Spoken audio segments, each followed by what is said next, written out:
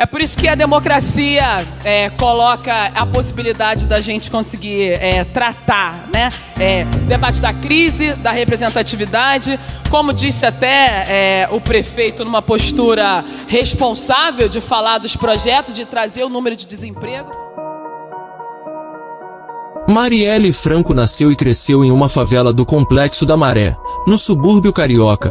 Era filha de Marinete Francisco e Antônio da Silva Neto. Em 1990, aos 11 anos de idade, começou a trabalhar junto dos pais como camelô, juntando dinheiro para ajudar a pagar seus estudos. Aos 18 anos deixou a função de vendedora ambulante e começou a exercer a função de educadora infantil em uma creche, onde ficou por 2 anos. Apesar de ter tido uma criação católica, na adolescência, dos 14 aos 17, foi dançarina da equipe de funk Furacão 2000. Em 1998, deu à luz a sua primeira e única filha, Luara, fruto de um relacionamento temporário. Naquele mesmo ano, matriculou-se na primeira turma de pré-vestibular comunitário oferecido aos jovens das favelas do Complexo da Maré. Em 2000, começou a militar pelos direitos humanos, depois de uma de suas amigas ser atingida fatalmente por uma troca de tiros entre policiais e traficantes na Maré. Em 2002, ingressou na Pontifícia Universidade Católica do Rio de Janeiro, PUC-Rio, graduando-se em Ciências Sociais com uma bolsa de estudos.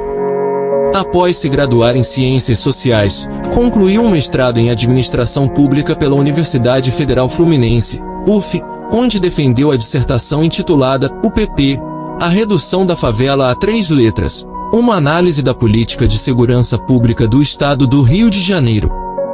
Na eleição estadual carioca de 2006, Franco integrou a equipe de campanha que elegeu Marcelo Freixo à Assembleia Legislativa do Estado do Rio de Janeiro. Com a posse de Freixo, foi nomeada assessora parlamentar do deputado, trabalhando com ele por 10 anos.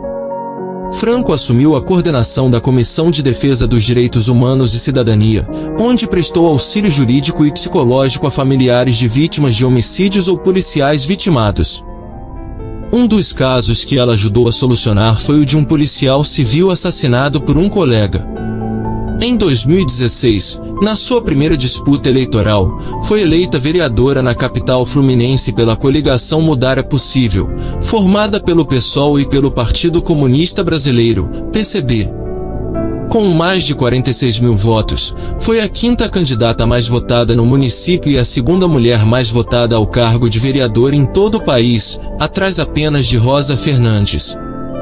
Como vereadora, Marielle também trabalhou na coleta de dados sobre a violência contra as mulheres, pela garantia do aborto nos casos previstos por lei e pelo aumento na participação feminina na política.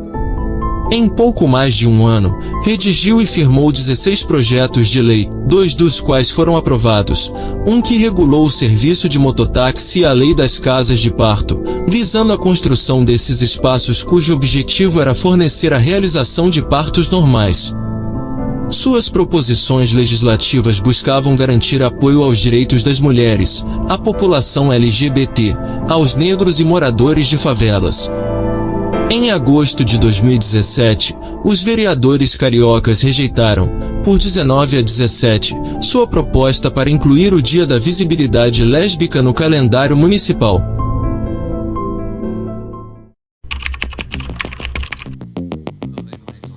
Marielle chegou à Casa das Pretas, na Rua dos Inválidos, na Lapa, para mediar um debate promovido pelo Partido Socialismo e Liberdade, PSOL, com jovens negras, por volta das 19 horas. Segundo imagens obtidas pela polícia, um Cobalt com placa de Nova Iguaçu, município da Baixada Fluminense, estava parado próximo ao local.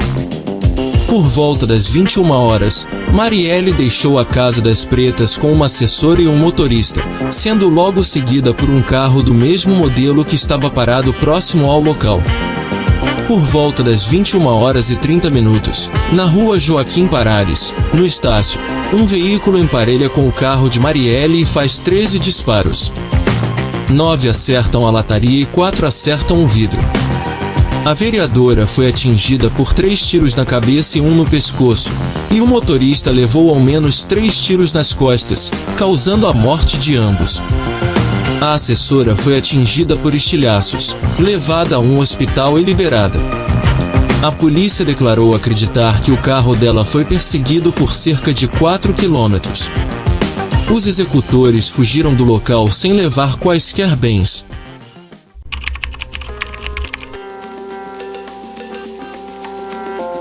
Imagens retiradas de câmeras locais revelaram que um segundo veículo possivelmente teria dado cobertura aos criminosos que dispararam os tiros. Além disso, outras imagens mostraram 2 homens parados dentro de um veículo, por 2 horas, no local de um evento de que a vereadora participou logo antes. Segundo a polícia, a munição utilizada, de calibre 9mm, não pode ser vendida a civis em geral. A Rede Globo informou que a munição pertencia a um lote vendido à Polícia Federal, fato confirmado pela Polícia Civil. Os investigadores acreditavam que a vereadora foi seguida desde o evento da Lapa, por 4 quilômetros, até passar por um local de menor tráfego, onde se deu o ataque.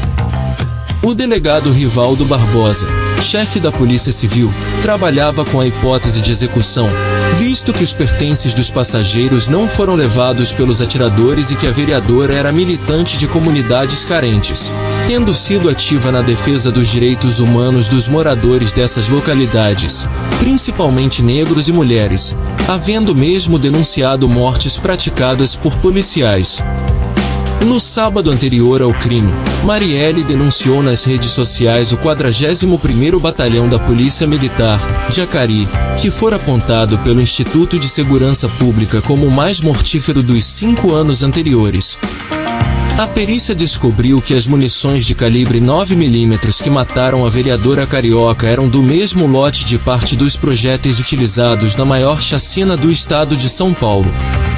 Os assassinatos de 17 pessoas ocorreram em Barueri e Osasco, na Grande São Paulo, em 13 de agosto de 2015, e 3 policiais militares e um guarda civil foram condenados pelas mortes.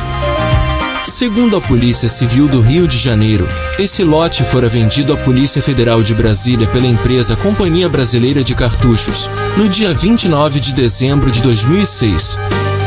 A análise técnica também revelou que a munição era original, isto é, ela não foi recarregada, porque a espoleta, que provoca o disparo do projétil, era original. A PF abriu um inquérito para apurar a origem das munições e como elas chegaram ao Rio de Janeiro.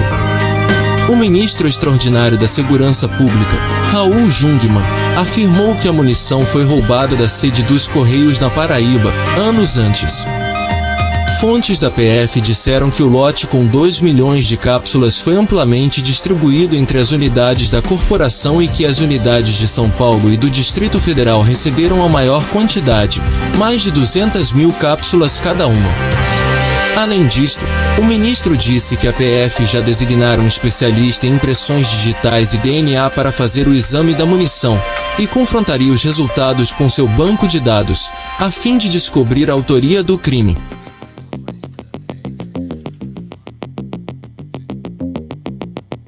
Em 18 de março, a polícia recebeu uma denúncia anônima e descobriu, em Minas Gerais, um carro que poderia ter sido usado no assassinato da vereadora.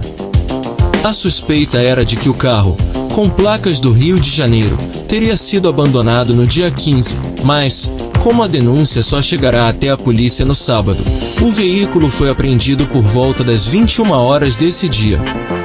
Ainda, a Rede Globo divulgou novas imagens, nas quais se pode ver o carro branco, onde estava Marielle, passando e sendo seguido por 2 veículos de cor prata. A polícia investiga também a hipótese de que os assassinos de Marielle tenham monitorado a vereadora pelas redes sociais, visto que ela fez uma convocação na internet um dia antes do evento da Rua dos Inválidos, de onde saiu antes de ser assassinada. Em 1º de abril, o jornal O Globo publicou uma matéria na qual 2 testemunhas, que não foram ouvidas pela polícia, deram detalhes sobre a cena do crime. Os jornalistas ouviram separadamente as 2 testemunhas, tendo obtido versões semelhantes. Elas disseram que o carro dos assassinos imprensou o veículo que conduzia Marielle, quase subindo na calçada. Ao contrário das imagens de câmera, essas pessoas só viram um carro no cenário. Ainda conforme o relato, um homem negro estava no banco de trás e estendeu o braço para fora, portando uma arma de cano longo, com um dispositivo que parecia um silenciador. Então o carro deu uma guinada e fugiu pela rua Joaquim Palhares, não pela rua João Paulo I, como suspeitava a polícia. As testemunhas afirmaram que os policiais militares as mandaram se afastar do local do assassinato, sem ouvi-las. A Globo News questionou a Polícia Civil a respeito da atitude de não ouvir as testemunhas, mas não recebeu uma resposta da corporação. Entretanto, um investigador declarou ao jornal que os projetos da vereadora estavam sob análise e que se consideravam as pautas geradoras de conflitos com certos grupos, incluindo os milicianos.